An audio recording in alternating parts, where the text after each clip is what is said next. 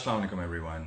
Welcome to Let's Talk Comfort Session. आज का हमारा session is a very good session with some very deep insights about coronavirus, overall political situation and how the world works. And हमारे आज के जो guest हैं, he's a very special journalist with a very keen eye on politics and a very unique sense and have a very unique perspective on things. He has been with one of the very best newspapers of Pakistan. He started his career young after graduating from Columbia University, and then he joined some of the best newspapers of Pakistan और उन्होंने उसके अलावा TV में भी काम किया. I'm talking about none other than Fahad Hussain, who is right now the resident editor of Dawn, Pakistan's leading newspapers, and he's based in Islamabad. और वहाँ से वो डॉन टीवी के ऊपर भी अपना शो करते हैं और उसके अलावा he writes regular columns and editorials for Dawn newspaper as well. He has a very unique sense of perspective, and his writing style is very different and is appreciated by a lot of people who have the ability and also who are looking for an unbiased but a clear view of things कि पाकिस्तान में या overall around the world, how are things progressing. So let me see if Fahad Saab has joined, and then I'm gonna invite him in.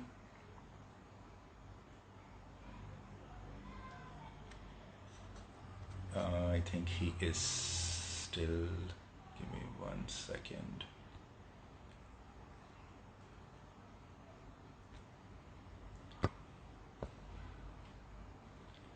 I'm just going to check.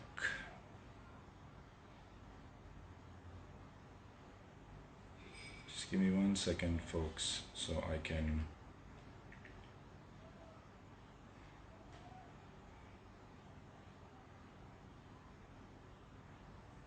Walaikum assalam, Naveed Saab. We're just waiting for Fahad Saab to join the chat. Hello Aisha, thank you for joining. Hello Fatma, how are you? Good, you found time to join. Hope everything is okay. I am just calling Fahad Saab.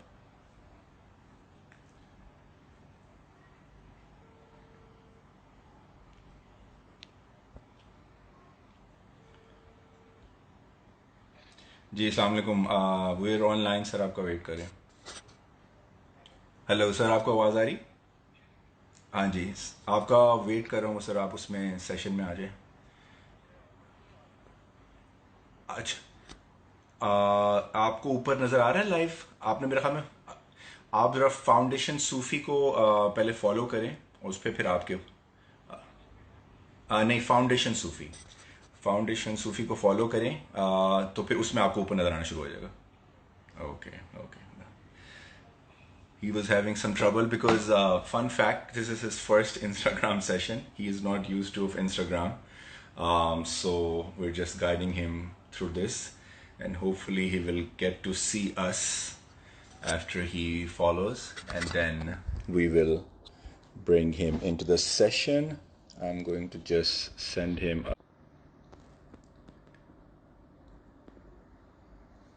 here we go. Join.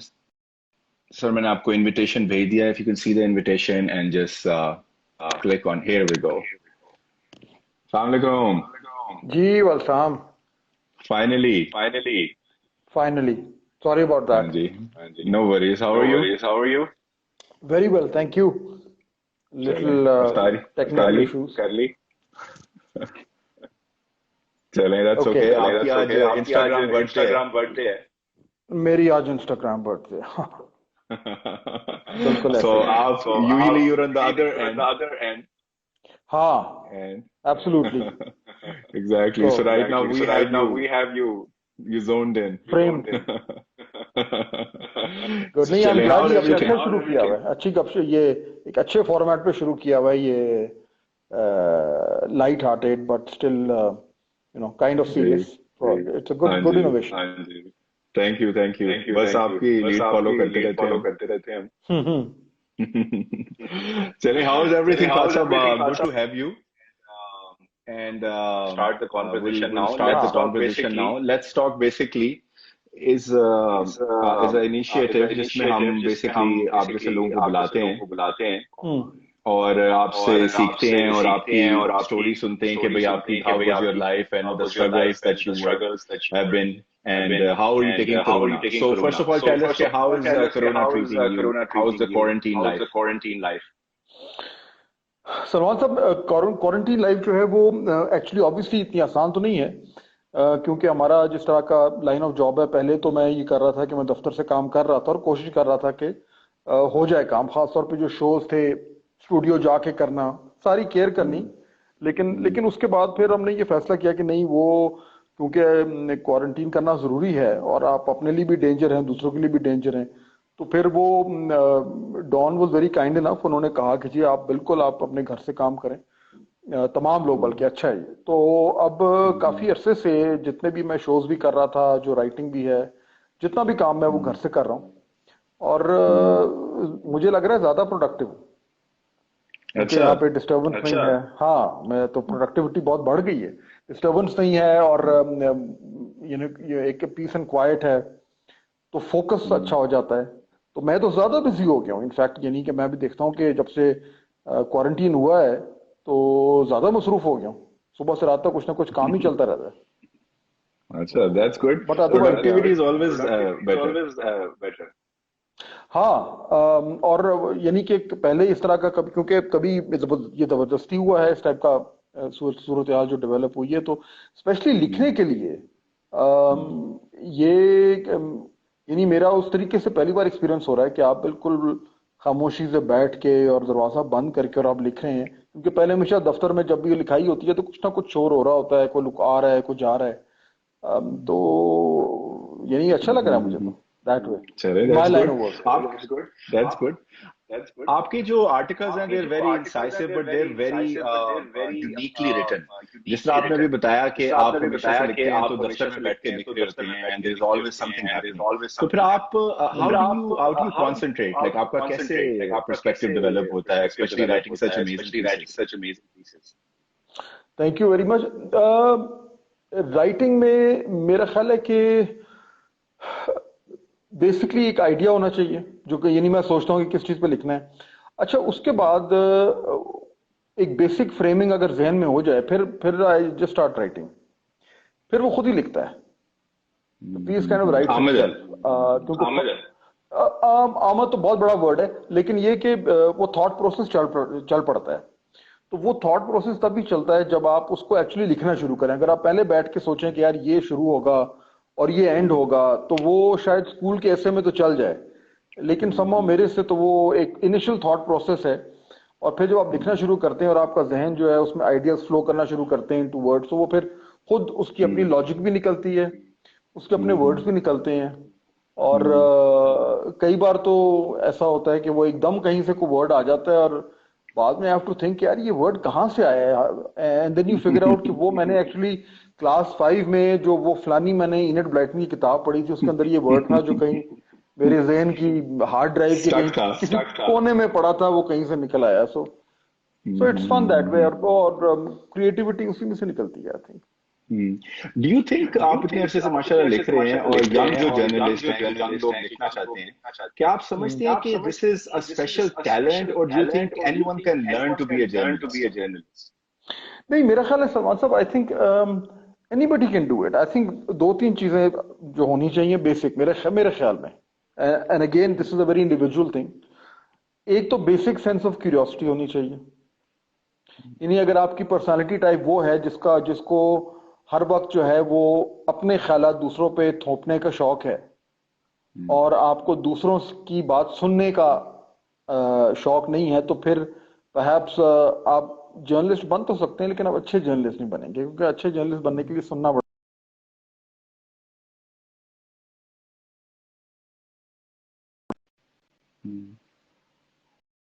पड़ना चाहिए।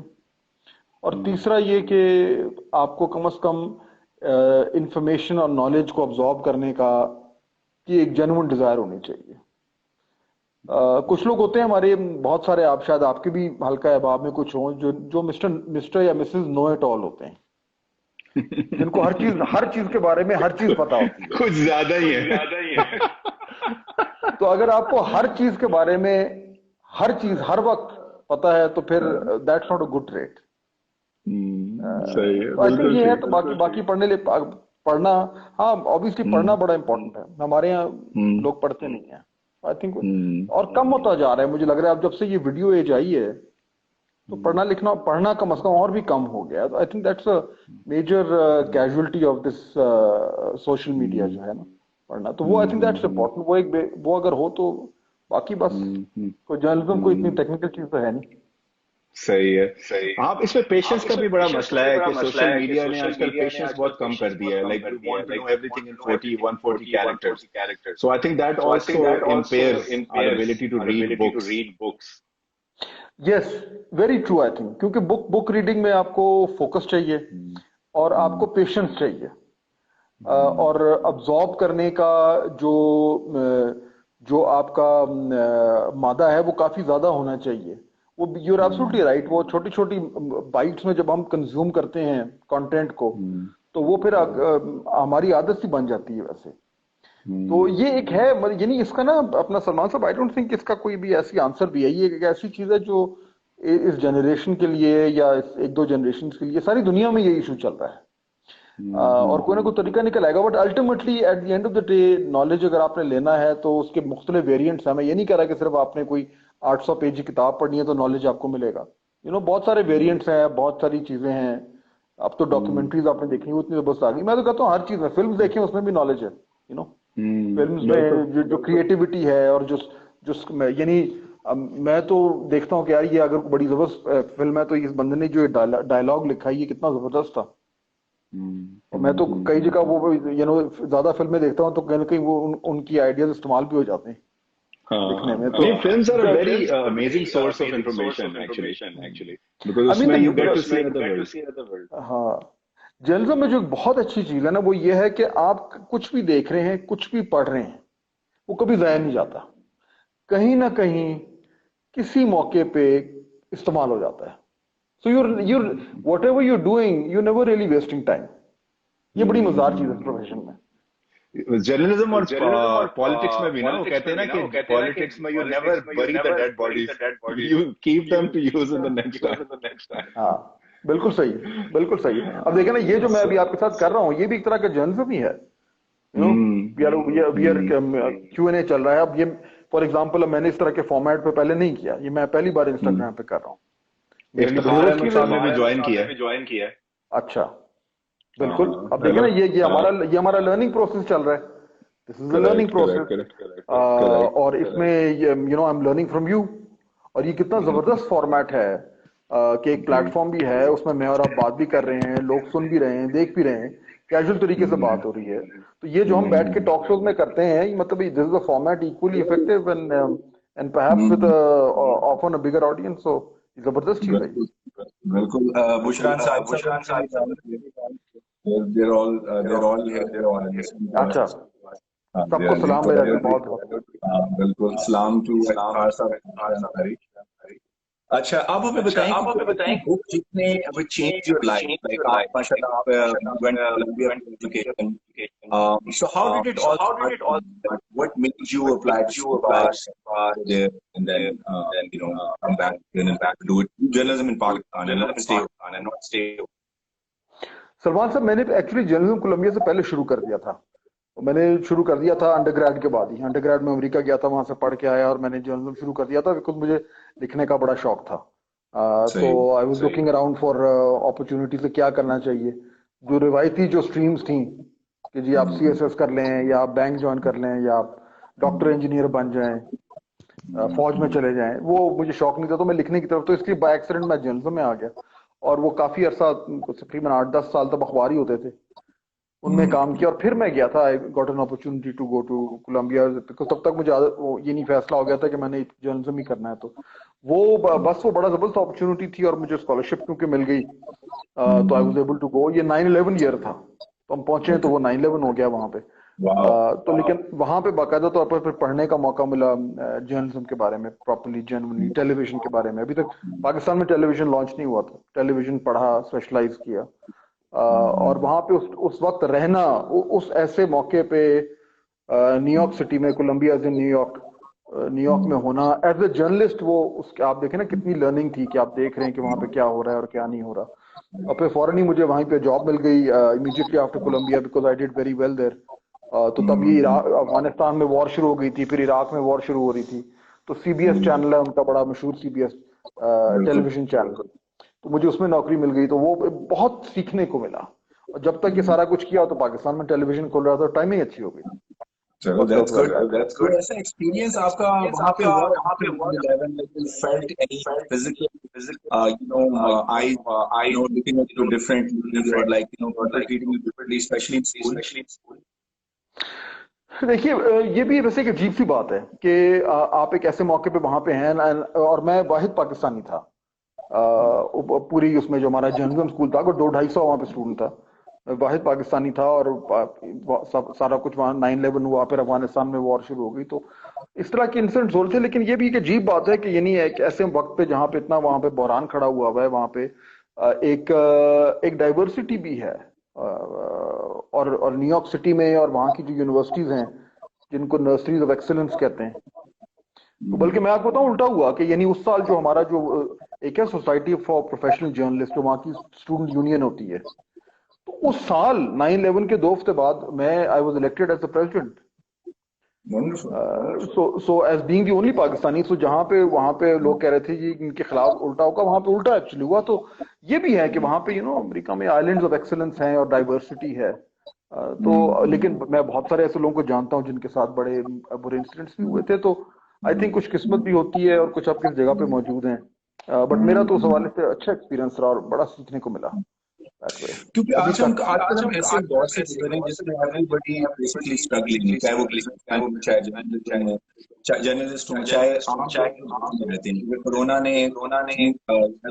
Has change. आप हमें कोई ऐसा वाकया, कोई ऐसा phase of life बताएं जो कि आपका स्ट्रगल, जो कि आपका struggle felt like really cornered, how did you cope up with this? Like आपका क्या लगता है, आप कैसे उसको फाइट कर पाए अपनी डिप्रेसिव स्टेट को when you are facing uncertainty? कई इंसिडेंट्स ऐसे हुए सलमान साहब, और हम सब की जिंदगियों में आते हैं, प्रोफेशनली भी पर्सनली भी। प्रोफेशनली आई थिंक एक मेरे लिए बहुत ही जो एक इस तरह का एक आया था एक्सपीरियंस, वो ये 2006 की बात है, जब लबनान में जंग हो रही थी, इजराइल ने हमला कर दिया था। तो मैं उस जमाने में ARY चैनल के लिए काम करता था, और मैं वहां पे गया था कवर करने, और हम एक जगह पे फंस गए थे। वहां पे बमबारी हो गई थी, और वो सारे रास्ते कट गए थे, और हम बिल्कुल आइसोलेट हो गए थे। और उस जमाने में मोबाइल फोन भी बिल्कुल नए नए आए थे, तो वो हमारे पास बैटरी भी नहीं थी, तो मैं बिल्कुल काम लोग कट ऑफ हो गए थे पूरी दुनिया से। पैसे भी खत्म हो रहे हैं, लाइन भी कट रही है, कुछ पता भी नहीं क्या होना है, जंग भी शुरू हो गई है। तो वो बड़ी एक यानी एक तरीके से, और इजरायली इन्वेजन का सुन रहे थे कि वहां जाम थे कि वहां होने वाली है। तो वो बड़ा एक अनसर्टन सी सूरत हाल थी, जहाँ पे आपको जेन्युइनली लगता है कि आप एक ऐसी जगह पर हैं जहाँ पे आपको जुबान भी नहीं आती, जहाँ पे आपको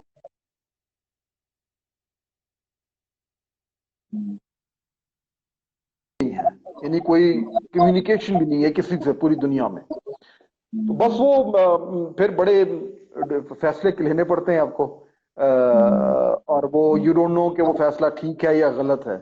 लिए अल्लाह ताला का बड़ा शुक्र है कि अल्टीमेटली वो फैसले ठीक निकले। बट उस ऐसे मौके पे जब राइट और रॉन्ग फैसला जो है वो सिर्फ टॉस ऑफ अ कॉइन होता है, या आपकी अपनी एक जजमेंट होती है, and the cost of that decision could be anything. So one learn कि उस स्ट्रेस में किस तरीके से आपने चलना है, लेके चलना है, जब आपका सपोर्ट बेस बिल्कुल जीरो हो। वरना सपोर्ट बेस पे आपको फायदा मिल जाता है कुछ ना कुछ, कहीं ना कहीं, बट जीरो सपोर्ट बेस पे when you know you genuinely on your own, so that's something वो it's a learning experience that way. सही है।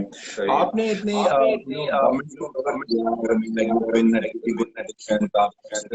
को संभाला, पहले उसके बाद कोई ऐसा आप बताएं, ऐसा political incident, कोई ऐसा इंसिडेंट तो नहीं कहना चाहिए, but ऐसा political issue which really shook you as well, you know कि ये पाकिस्तान में हो सकता है, like, you know, this is the Pakistan politics, which जो कि आपने पहले कभी experience नहीं किया।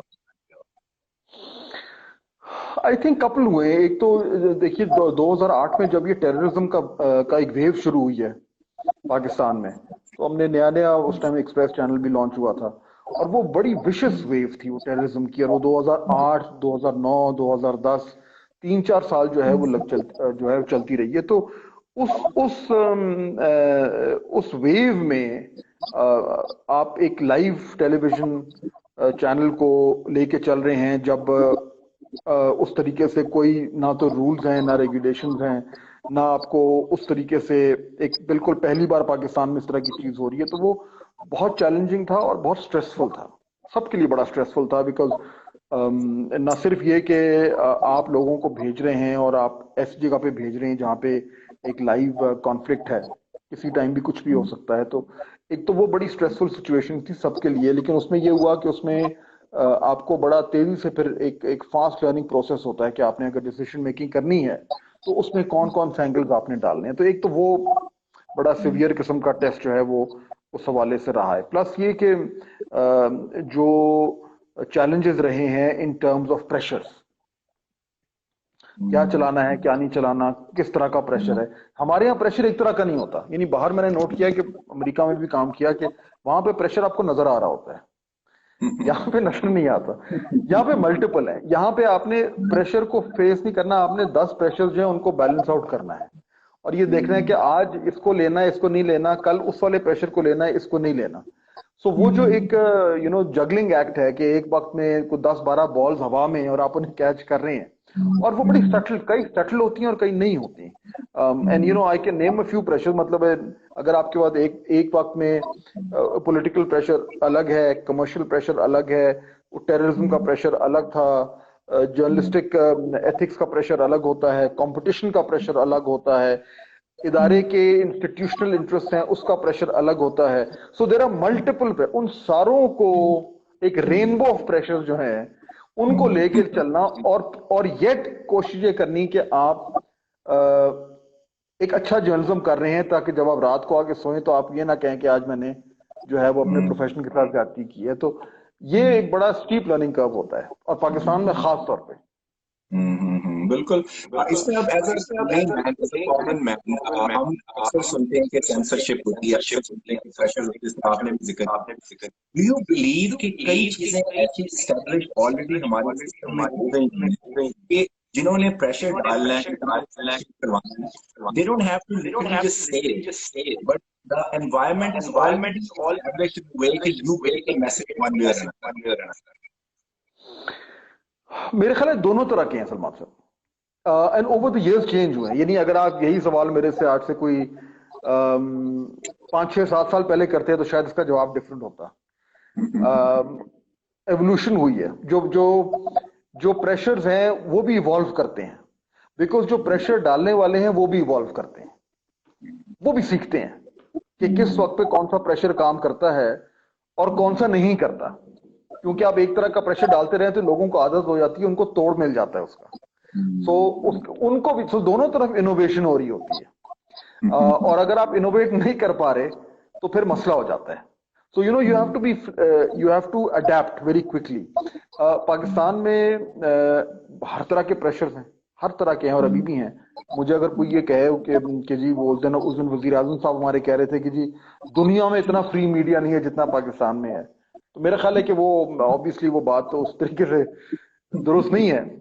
लेकिन मैं ये जरूर कहूंगा कि इस तरह के प्रेशर्स में इस तरह का जर्नलिज्म करना ये भी यूनिक है पाकिस्तान में, कि जहां पे प्रेशर भी है लेकिन लोग फाइट बैक भी करते हैं, नहीं भी करते, लेट भी जाते हैं, लेकिन करते भी हैं और बात कह भी देते हैं। So I think it's unique in terms of a media market. लेकिन अब ये जो अगर आप मिडल ईस्ट वगैरह में जाए वहां तो है ही नहीं, वहां तो बिल्कुल ही खत्म है बात। अगर आप यूरोप में जाएं वहां, यूरोप और नॉर्थ अमेरिका में obviously there are freedoms and all that, but ये एक हमारा जो साउथ एशिया है इसमें एक अलग चीज है कि प्रेशर्स भी हैं लेकिन काम भी करना है। तो I think it's the most challenging environment and the most exciting and invigorating environment that way for journalism. Do you believe with all this media freedom, supposedly freedom, or channels start Iftikhar Sahab ne Fahad is a very respectable journalist, most respected, और वो कह रहे हैं जी media को question करना चाहिए इफ्तिखार अहमद साहब। इफ्तिखार साहब बहुत शुक्रिया आपका, ये very kind। कि डू यू बिलीव कि आजकल अब इस तरह एवरीवन हैज अ क्रेडेंशियल मैंने आपको पहले क्वेश्चन पूछा था कि क्राइटेरिया टू बी अ जज, इसका आपका कि नहीं लेकिन don't you think that adds a lot of negative value to the profession कि जब हर शख्स एक मीडिया जर्नलिस्ट का नाम लगा के तो ऐसी फजूल और इस तरह की चीजें करते हैं जिससे पूरी मीडिया इंडस्ट्री बदनाम हो। So don't you think there has to be a criteria who can be called a anchor, who can be called a journalist, who can be called a तजकियाकार, who can be called an analyst? देखिए, यानी इसकी जो आप बात कर रहे हैं ये इसकी लॉजिक तो है, क्योंकि अगर आप पाकिस्तानी मीडिया का जो लैंडस्केप है उस पर देखें तो आपको कई बार ये सवाल पूछना पड़ता है कि यार ये जो शख्स बात कर रहा है जिसको मैं सुन रहा हूँ, इसके पास क्या क्वालिफिकेशन है कि ये बैठ के और ये वाली बात कर रहे हैं। तो आपकी बात तो दुरुस्त है, इशू ये है कि यानी अगर आप एडवांस मीडिया मार्केट्स में भी जाएं, मिसाल के तौर पर अमेरिका में, क्योंकि मैं कर रहा हूं, मैंने काम किया है, वहां भी कोई क्वालिफिकेशन नहीं है। यानी ये हेल्प करता है कि आपने अगर पढ़ा हुआ है और आपने डिग्री ली हुई है, लेकिन अगर आपके पास नहीं है तो उसका ये मतलब नहीं कि आप अप्लाई कर सकते हैं। अब ये एक ऐसा प्रोफेशन है, यानी लोग कहते हैं देखिए जी डॉक्टर अगर जब तक उसके पास MBBS की वो प्रैक्टिस नहीं कर सकता, या अगर आपके पास लॉ का वो लाइसेंस नहीं है तो आप नहीं कर सकते, तो को मीडिया का भी कोई लाइसेंस या को होना चाहिए। इशू ये कि ये एक फ्लूइड सी चीज है, ये जो प्रोफेशन है हमेशा से ऐसा रहा है।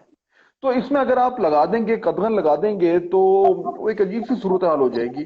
लेकिन ये बात आपकी जो बेसिक बात है कि जी अगर आप नहीं करते तो फिर जो हालात हमारे मीडिया में हुए हैं, और इसमें कोई शक नहीं है कि वो हालात अच्छे नहीं है, उनको कैसे दूर किया जाए। अब ये एक अलग बहस है और ये बड़ी लंबी बहस है, लेकिन उसका एक बॉटम लाइन मैं आपके सामने, यानी और अपने जितने भी लोग ये सुन रहे हैं, ये बात तो दुरुस्त है कि पाकिस्तानी मीडिया को बड़ी शदीद तरीके से रिफॉर्म की जरूरत है, कोई शक नहीं इसमें। सवाल यह कि रिफॉर्म कैसे करना है और किसने करना है, ये दो बड़े सवाल हैं।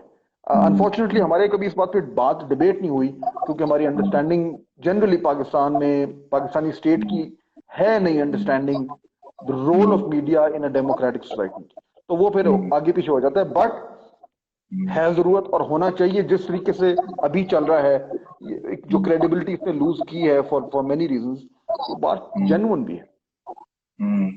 उसमें डू यू बिलीव कि मैं इस पॉइंट पर आगे अमेरिका के एग्री कि वहां पे भी टैबलॉइड जर्नलिज्म के नेगेटिव स्टोरीज छापना होता है, इंग्लैंड में अमेरिका में इंक्वायरर शुमार, लेकिन through the period of time ये एस्टैब्लिश हो गया कि टैबलॉइड्स का बिजनेस ये है, लेकिन जो सीरियस न्यूज़पेपर्स हैं उसमें वेदर से कहते हैं कम्युनिटी डेवलप होना,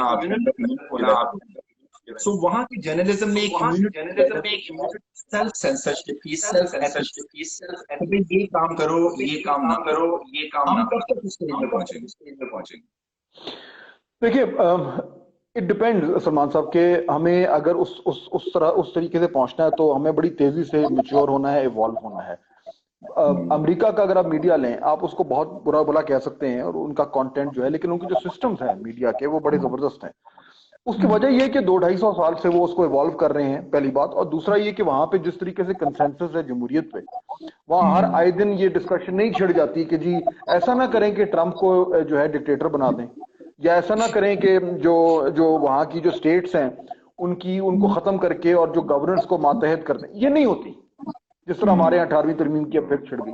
तो क्योंकि कुछ बेसिक फंडामेंटल्स में कंसेंसस है, जमहूरियत उसमें एक है, फेडरलिज्म उसमें एक और है, प्रेसिडेंशियल सिस्टम उसमें अनदर वन है, उसी तरीके से माशरे में फ्रीडम ऑफ स्पीच और एक्सप्रेशन भी कंसेंसस है। उधर ये बहस नहीं होती कि जी क्योंकि न्यूयॉर्क टाइम्स ने ये खबर ठीक लगी तो इसको बंद कर दें। उधर ये भी बहस नहीं होती कि जी क्योंकि फॉक्स टीवी जो है वो बिल्कुल जो है वो प्रो ट्रंप है, राइट विंग है, तो ऐसा करें इसका लाइसेंस कैंसिल कर दें। ये बहस नहीं होती क्योंकि उसमें कंसेंसस है। हमारे यहाँ ये बेसिक कंसेंसस पैदा नहीं हुआ। हमारे यहाँ होता है जी खबर अच्छी, उसने खबर गलत की है ना, ऐसा करें, बंद कर दें इसको, अखबार को बंद कर दें। तो वो जब तक हम उस लेवल पे नहीं आएंगे कि हम इंटरनलाइज कर पाए इंडिविजुअली एंड कलेक्टिवली कि यार मीडिया को अगर रिफॉर्म करना है तो उसको बंद करके रिफॉर्म नहीं करना या डंडा मार के रिफॉर्म नहीं करना, उसको अपने तरीके से रिफॉर्म करना है while retaining the fundamental freedom of expression. लेकिन इशू जो सबसे खतरनाक है सलमान साहब, and I think which is why media society का एक ऑर्गेनिक हिस्सा है, आप उसको डिवोर्स करके नहीं कर सकते। आज अगर आप पूरे पाकिस्तान में अगर ये रेफरेंडम कराएं और उनसे पूछें यार आप बताएं कि आपके ख्याल में कितने लोग ये कहते हैं कि मीडिया, आप पाकिस्तान को और पाकिस्तानी जमहूरियत को एक आजाद मीडिया की जरूरत है, जो जवाब आएगा ना मैं और आप परेशान हो जाएंगे। And I think reason is कि वो हम इंटरनलाइज कर नहीं पाए कि मीडिया का रोल है क्या। आज आप किसी से पूछें, गवर्नमेंट में किसी से पूछें, they will not be able to say. So I think that the struggle is not just media, the struggle is how our society has to evolve as a democratic polity, which thinks democratic. That's the issue. हाँ, self censorship में आपको खुद develop करना पड़ेगा, क्योंकि बाहर से मेरी क्वालिटी जो भी वैल्यूएशन है उसमें बाहर से मीडिया को करेंगे तो एंड अप इन सेंसरशिप। तो मीडिया खुद ही अपने आप को करेगा, इट कैन वर्क। देखिए खुद सेल्फ सेंसरशिप कुछ हद तक तो हो भी रही है, यानी मीडिया कर भी रहा है। और अगर मीडिया को ज्यादा सेल्फ सेंसरशिप करना शुरू हो जाए तो that is not a good thing. That means कि आप जो है वो आप बुनियादी तौर पर ये कह रहे हैं कि मुझे उड़ना तो आता है लेकिन मैं जान के पिंजरे के अंदर जाकर बैठ जाऊंगा। ये बड़ी खतरनाक चीज है, यू नो, जनरली हमारे मेरे ख्याल हमारे माशरे के लिए।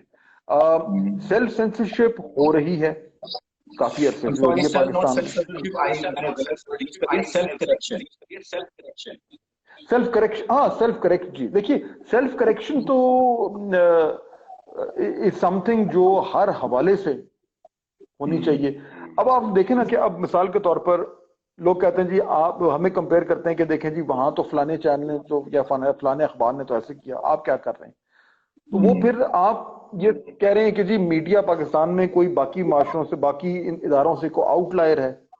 यानी आप कहते हैं फिर आप अगर अमेरिका या बरतानिया की जमहूरियत से अपनी जमहूरियत कंपेयर नहीं करते तो फिर आप दूसरे इदारे क्यों करते हैं। सो डिपेंड करता है आप किस उस पे बैरोमीटर पे आप उसको मेजर कर रहे हैं। पाकिस्तानी मीडिया में सेल्फ करेक्शन की कैपेसिटी है। देखिए अगर आप पहले दिन देखें कि अगर मैं सिर्फ टेलीविजन चैनल देखूं कि मतलब जब नए शुरू हुए थे तब कैसे थे और अब कैसे, बहुत हद तक इम्प्रूवमेंट हुई है, कई जगह कम भी हुआ है लेकिन इवॉल्व कर रहा है। एंड आई थिंक हमें गलत चीजें ज्यादा नजर आ जाती हैं, जो अच्छी चीजें होती हैं वो somehow जो है वो नीचे रह जाती हैं। बट आई थिंक होपफुली मतलब मैं तो जनरली ऑप्टिमिस्टिक हूँ मीडिया के बारे में। Let's turn the conversation to something light. Your favorite poet? मैं आपके ऑफिस में आया था, नहीं नहीं थी थोड़ी सी with different verses. आपके favorite गायक कौन है? मैं बहुत ज्यादा पोइट्री में इतना नहीं हूँ इन्वॉल्व, यानी मैं ऑफ एंड ऑन देख ली पढ़ ली, बट ये कि ऐसा जैसे कि कुछ लोग हैं जिनका बहुत ज्यादा शौक होता है, मेरा उसमें कम है, मेरा प्रोज में ज्यादा है। सो मोस्टली मैं प्रोज ज्यादा देखता हूँ, पढ़ता भी हूँ, और both fiction and non fiction दोनों। आपके फेवरेट कौन? बचपन में मैंने फिक्शन बहुत पढ़ी है, बिल्कुल बचपन से लेकर जितनी भी जो आप मुख्तलिफ एजेस पे जो आपकी जो किताबें होती हैं वो सारी उन सारे स्टेजेस से गुजरा हूँ। और अब ये है कि अब ज्यादा नॉन फिक्शन है लेकिन फिक्शन भी कोशिश कर रहा हूँ पढ़ने की। अभी जो मैंने बुक लेटेस्ट जो खत्म की है वो है ये विलियम डालरिम्पल की है, एनार्की, जो नई आई है ईस्ट इंडिया कंपनी के बारे में। तो वो बड़ी जबरदस्त किताब है उस हवाले से कि जरा आपको वो तारीख जो हमारे स्कूलों में नहीं पढ़ाई जाती वो बाद में पढ़नी जरूरी होती है। और हाँ, जो सोशल स्टडीज में हमें नहीं होती ना, तो वो जब बड़े हो जाएं तो पढ़ना बड़ा जरूरी होता है। आई थिंक वो पढ़ना चाहिए, उसमें बड़ी क्लैरिटी आती है। और फिक्शन में हिलरी मैंटेल की वो एक सीरीज है जबरदस्त, वुल्फ हॉल, उसकी पहली किताब है हेनरी VIII के ज़माने की, तो वो आजकल मैं वो पढ़ रहा हूँ फिक्शन में। so yeah. और म्यूजिक आपके favourite growing up who did you listen to and who are you listening to now? अच्छा, मेरा म्यूजिक का ना वो ज्यादा इवॉल्व नहीं हुआ। वो होता है ना, कुछ लोग कुछ जमाने में फंस के रह जाते हैं, फिर आगे नहीं निकलते। तो मैं समहाउ वही फिल कॉलिंस के जमाने में फंसा हुआ हूं अभी तक। अच्छा तो हाँ, तो वो हो गया, या पिंक फ्लॉयड हो गया, पैराडाइज हाँ हाँ बिल्कुल। तो वो या बिली वो कौन जोल सा हो गाना गया। है उसका जो जिसमें स्मॉल टाउन गर्ल नहीं वो तो डोंट स्टॉप बिलीविंग इनको उसका फिल कॉलिंस का बड़ा जबरदस्त गाना है। कौन सा है वो जो ट्रेन में one day in paradise, one day in paradise है। और जेनेसिस उसका बैंड था ना ओरिजिनली, जेनेसिस उससे फिर शुरू हुआ। जामी साहब ने भी ज्वाइन किया। जी जामी साहब, अस्सलाम वालेकुम। सारे पुराने साथी ज्वाइन कर रहे हैं, मेरा बहुत बहुत सलाम। साहब ने लिखा है पिंक फ्लॉयड फेवरेट है। बिल्कुल सही है, क्योंकि मेरी शायद इनसे गुफ्तगू हो चुकी है इस हवाले से। तो आपके लिए हमारे पास एक फन क्वेश्चन है। Which Pakistani will be casted for the following Avengers? Iron Man. फिर से बोले। Which Pakistani politician would be casted for this Avengers? Iron Man. Iron man, बड़े मजेदार सवाल है ये।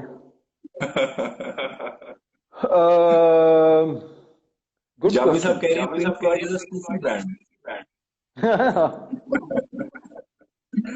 आयरन मैन कौन हो सकता है? आप बताएं।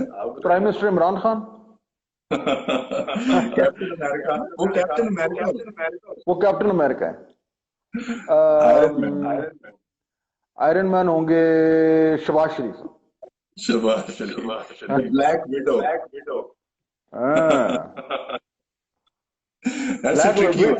आई नो, विडो के साथ तो फिर वो एक कॉनोटेशन भी आ जाती है ना। तो आई थिंक वो हाँ, जामी साहब कह रहे हैं one with a stick in his hands.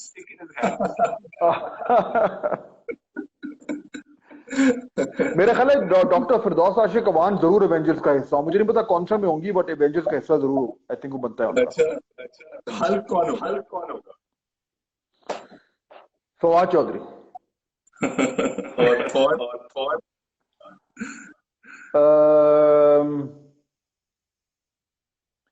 Thor होंगे मेरा ख्याल है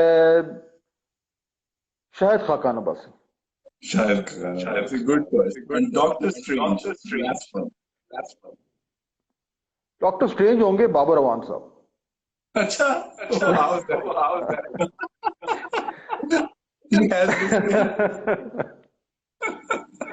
बस इससे आगे मैं नहीं तजिया दूंगा इसका।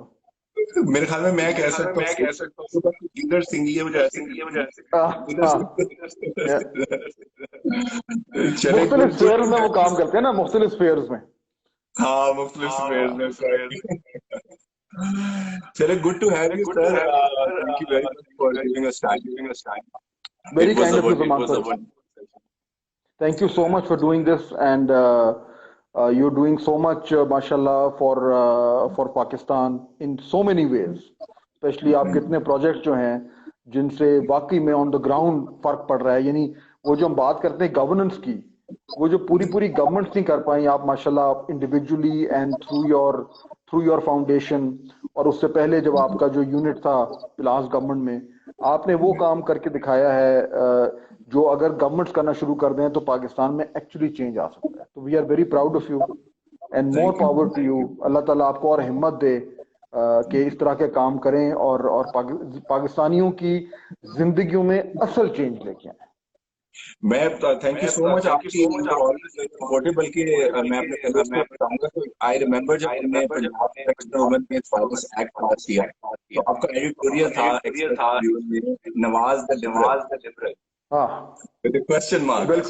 बिल्कुल। और आपने बहुत सपोर्ट इनिशिएटिव जब भी कोई इस तरह का आगे से right So you were very supportive. और बल्कि बात जो है जो लास्ट बात करना भी चाहूंगा इस शो में कि इट्स वेरी इंपॉर्टेंट कि पॉलिटिकल बैकिंग के बगैर ये प्रोजेक्ट नहीं होते। जिस तरह लास्ट गवर्नमेंट से भी अगर शहबाज सपोर्ट ना हमें मिलती तो हम ना कर सकते ये काम। तो अभी भी आज की भी गवर्नमेंट मैं लैंड देखता हूँ कि पीटीआई से हमारा कितना भी इख्तलाफ है, लेकिन मैं ये देखता हूँ कि जो जिस डाई हार्ड वर्कर भी हैं जो काम करना चाहते हैं उनको सपोर्ट नहीं मिलती। That is a very very sad सही है। नहीं, आई होप इट चेंजेस। जिस तरह भी हम बात कर रहे थे कि लोग इवॉल्व करते हैं, आई थिंक हमारा सिस्टम जो है वो भी इवॉल्व करे। और आई थिंक इस बात पे तो कंसेंसस आ रहा है कि फंडामेंटल जो काम है वो पॉलिटिक्स का जो एंड ऑब्जेक्टिव है वो है ही ये कि लोगों की जिंदगियों में तब्दीली आए। और अगर वो नहीं आ रही तो वो जमाना गया कि आपने ड्राइंग रूम पॉलिटिक्स की और उसके बाद अपने ओहदों को एंजॉय किया और फिर आप चलते बने। आई थिंक वो वक्त गुजरता जा रहा है और जो हमारा जो वोटर है वो सवाले से ज्यादा डिमांडिंग होता जा रहा है, which is actually wonderful in every respect. Sorry, मैं इसको आपसे एक और it's very nice to have without ये आपने जो अभी बात की है आपका क्या ख्याल है why is it political parties छोटी छोटी चीजों पे तवज्जो नहीं होती जो वाकई काम के मसले हैं। इसका कब्रिस्तान है, अस्पताल है, लड़कियों को मोटरसाइकिल, लेकिन इससे इतनी चेंज आती है। बड़े छोटे छोटे काम है जो बड़े आराम से क्यों तवज्जो नहीं होती? देखिए, यानी इसमें मुख्तलिफ इसके रीजंस हो सकते हैं, लेकिन मेरा ख्याल है जो फंडामेंटल रीजन है वो ये है कि हमारे यहाँ जिस तरीके से एक सियासत स्ट्रक्चर्ड रही है ओवर डेकेड्स, वो रही जो है वो इस तरीके से कि उसमें था कि जी लोगों को काम पे वोट नहीं मिलता। ये एक कन्वेंशनल विजडम हमारे यहाँ जो मेरा ख्याल है कि बहुत हद तक अब गलत जो है वो प्रूव होता जा रहा है। और वो मोल्ड ये था कि जी आपने आना है और आपने नारेबाजी करनी है और आपने फिर चले जाना है। ये जो मोल्ड है ये पिछली गवर्नमेंट में जब आप काम कर रहे थे, अब पिछले 10-12 साल में जेन्युइनली काम होने शुरू हुए हैं तो लोगों को अंदाजा हुआ है कि यार अगर गवर्नमेंट चाहे तो सरकार में भी काम हो सकता है। तो आई थिंक अब वो जो बार है वो उठता जा रहा है और अब लोगों को अंदाजा होता जा रहा है, सियासतदानों को अंदाजा होता जा रहा है विद ईच पासिंग ईयर कि दे हैव टू डिलीवर। आप देखें ना, जब क्योंकि शहबाज शरीफ ने बार को रेज किया तो पीटीआई को वो प्रॉमिस करना पड़ा। सब कुछ करने के बाद उनको फिर वो प्रोजेक्ट शुरू करने पड़े। वो अलग बात है कि उनसे हो नहीं पाए बीआरटी और, लेकिन उनको करने पड़ गए। अब जो कुछ वो कर रहे हैं तो अब जो नेक्स्ट गवर्नमेंट आना चाहेगी उसको ये कहना पड़ेगा कि जी हम आपके लिए ये काम करेंगे। तो वो जो खाली नारे थे कि जी हम ये कर लेंगे और फलाना और ढमकाना, आई थिंक शऊर भी आता जा रहा है, चीजें चेंज भी होती जा रही हैं। लोग देख भी रहे हैं कि भाई क्वालिटी ऑफ लाइफ कितनी इंपॉर्टेंट है आसपास, और अगर वो नहीं मिल रही तो वो आई थिंक उसका डायरेक्ट इम्पैक्ट आप उनकी पॉलिटिकल चॉइसेस पे होगा। And this is what is good about democracy कि जैसे आप इवॉल्व करते हैं तो आपका वोटर इवॉल्व करता है, उसकी थिंकिंग इवॉल्व करती है, उसकी रिक्वायरमेंट्स उसकी डिमांड्स इवॉल्व करती हैं और नीचे से प्रेशर उठता है ऊपर की तरफ। और आप जो काम कर रहे हैं वो लोगों को जब नजर आ रहा है कि यार देखें ये सिर्फ नारा नहीं था, ये चीज हो गई है, तो वो फिर उसकी जो एपेटाइट है वो और ज्यादा बढ़ती है और प्रेशर और ज्यादा बढ़ता है। तो I think this is a great thing which is happening in Pakistan. Thank you so much, Fadza, for being with us. It was a great session. It was a pleasure and always to associate and have a conversation with you. We'll learn. आपके लिए कुछ comments मैं आपको पढ़ के सुना देता हूँ। सैयद हामिद साहब, right dynamics of electoral electoral politics are changing. Political ethos is not working. ये उनका कमेंट आया है। ठीक है।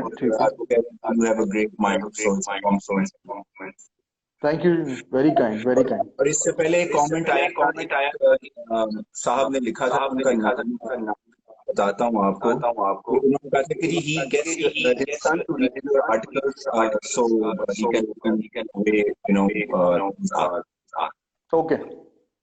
शुक्रिया जी, thank you very much, thank you Thank you very very much, viewers, for tuning in for an amazing session with Fahad Hussain, the dynamic journalist of Pakistan, who's doing amazing journalism and ethics-based journalism, not hearsay. Tomorrow we have another session, a musical session with Doi Dikaji. So see you all tomorrow. Let's talk. Assalamu alaikum.